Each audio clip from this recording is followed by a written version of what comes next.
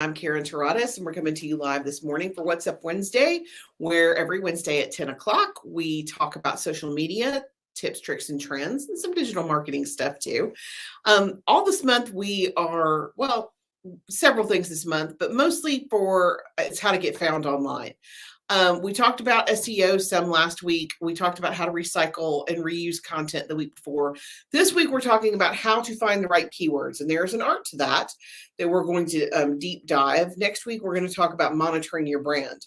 And if you guys will hang out with me till the end, I have a special bonus for you that for a live Q&A that we're offering this week.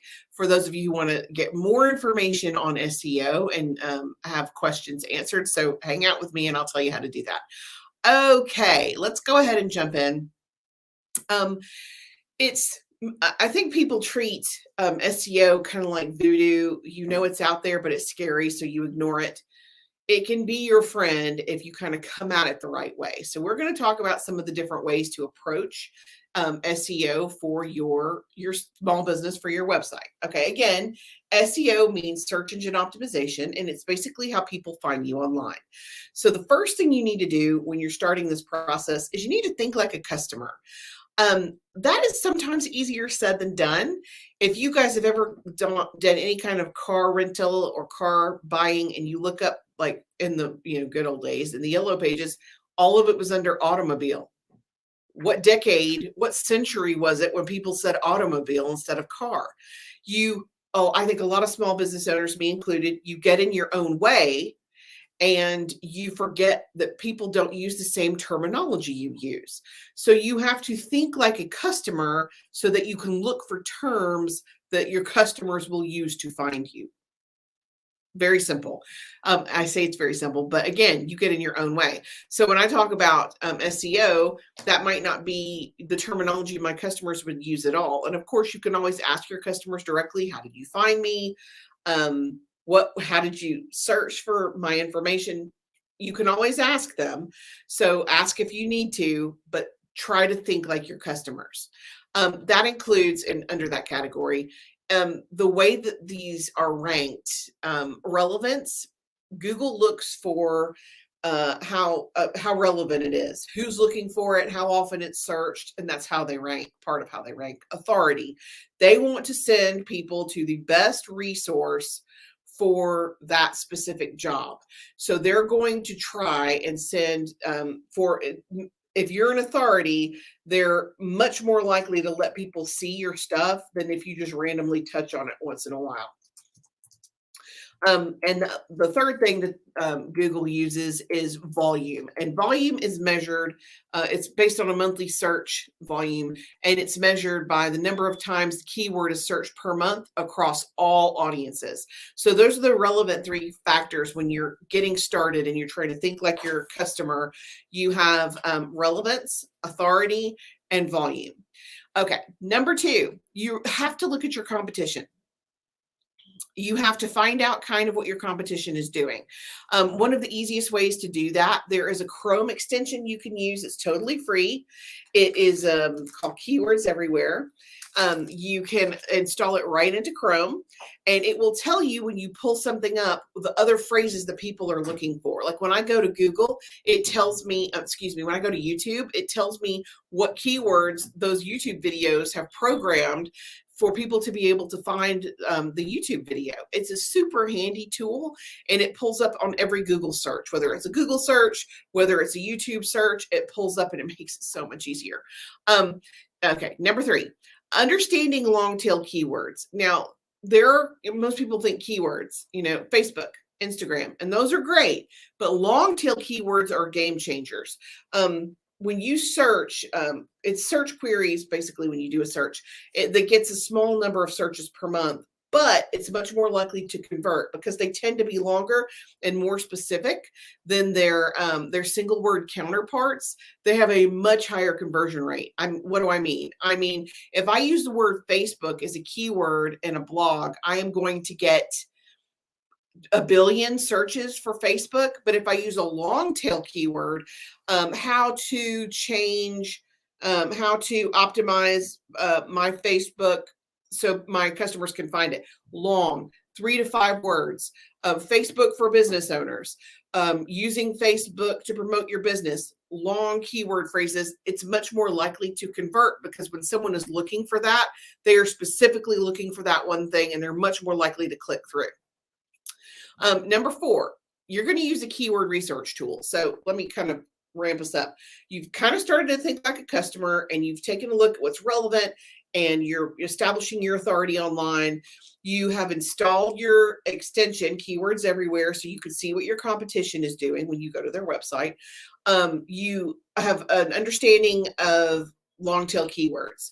So when you're ready to go ahead and start doing your research to find out who's looking for what keywords, you're just going to make a topic list, kind of like a brain dump. And you're going to make a giant list of all the topics that are relevant to you so that you can go back and pull those keywords. So once you've made your brain dump topic list, there are so many keyword research tools. I like stuff that's free. So we're going to talk about 4 free ones, and they serve very specific purposes. Number 1, answer the public. One of my favorite things ever. You can use it a single time. You can use it for single time a day. It's free, but you can only use it once a day. And you put in your 1 to 2 keywords, and it gives you this entire printout based on questions that the public is asking to Google. So we'll use Facebook again as the example. So if I put Facebook in, it's going to give me all the examples. How do I rank on Facebook? How do people find me on Facebook? When are people, it bases it on the question words, how, what, when, why, when, where. And if you're doing it as an image, it looks like petals on a flower. But you can also download as this Excel spreadsheet, which makes it so much easier to find, truly. So again, answer the public, it's a great tool. The second tool is Google Keyword Planner. That's the one that most people are the most familiar with. It's basically their free AdWords tool. It's called Keyword Planner. Great place to start. All you have to do is Google Keyword Planner, and then it walks you through it. And you can do short or long tail keywords, and it gives you information on it.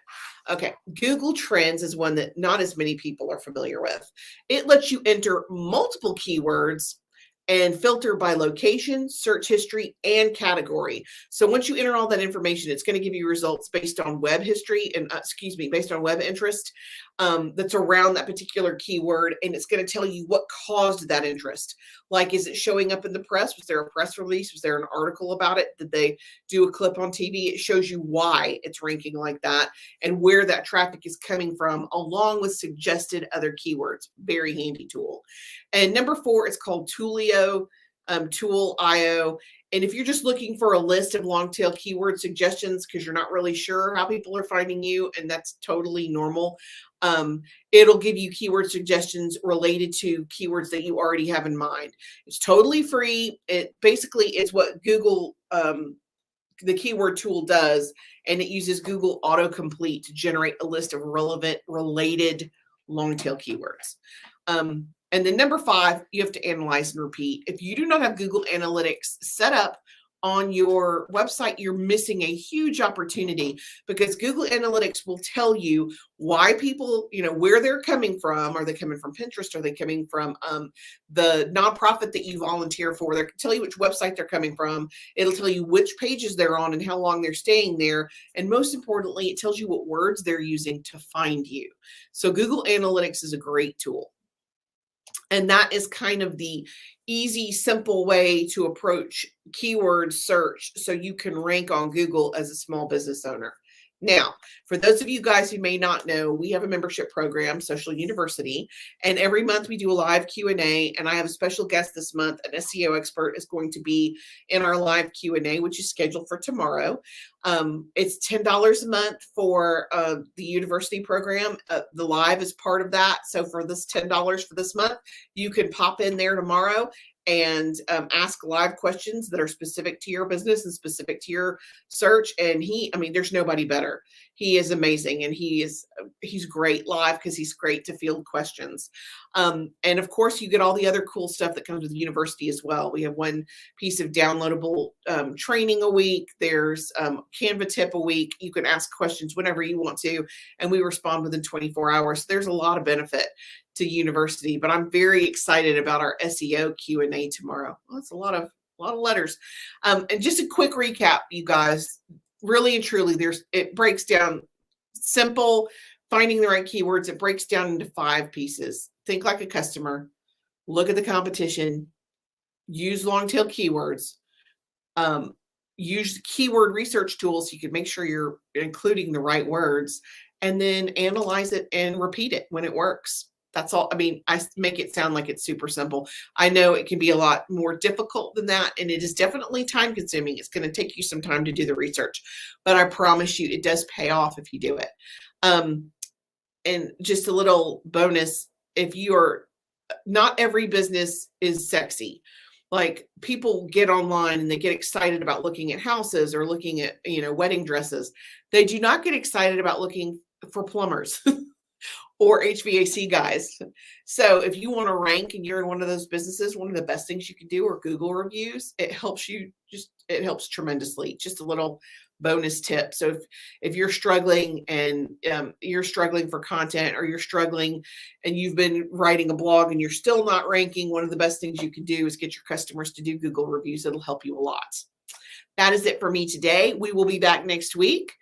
Next week, what are we talking about next week? We are talking about monitor and maintain your brand. You need to know what people are saying about you and your company, good, better, or worse. You need to know. So we're going to talk about how to do that. And of course, I love free. We're going to talk about free ways to do that. And then the end of this month, we're going to talk about networking essentials, because I think COVID's got a lot of us rusty, and networking is one of the best things you can do for your business. So I really want to dive into that. Thank you guys. Let's see. Hey, Katie, how are you? Do the words and hashtags count as SEO?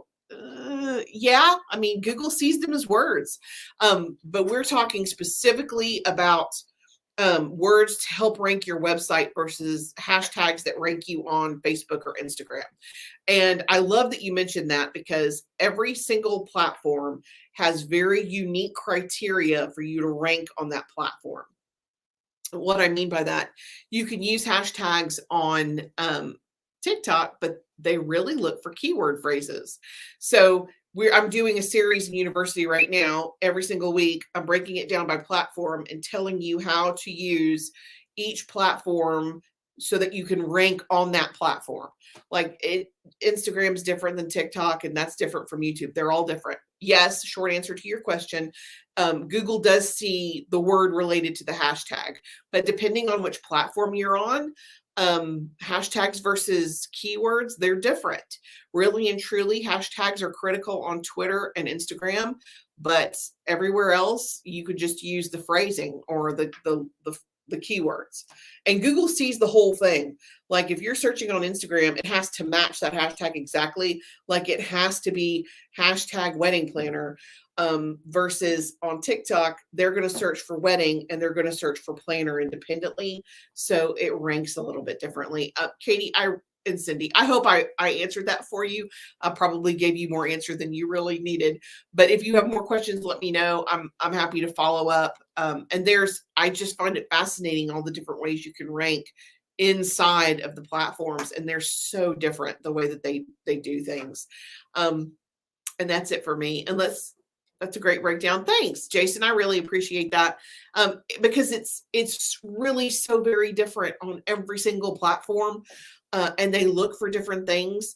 And I mean, it's so unfair to the small business owner for you to have to keep up with all this stuff. That's what we're for. You shouldn't have to slog through and, okay, which hashtags am I using? And is this one keywords or is this one phrases? Yeah, we're here to help. That's what we're for. So you guys let me know if you have questions. And until next week, I am Karen Taradas and I'm here to help. Thank you.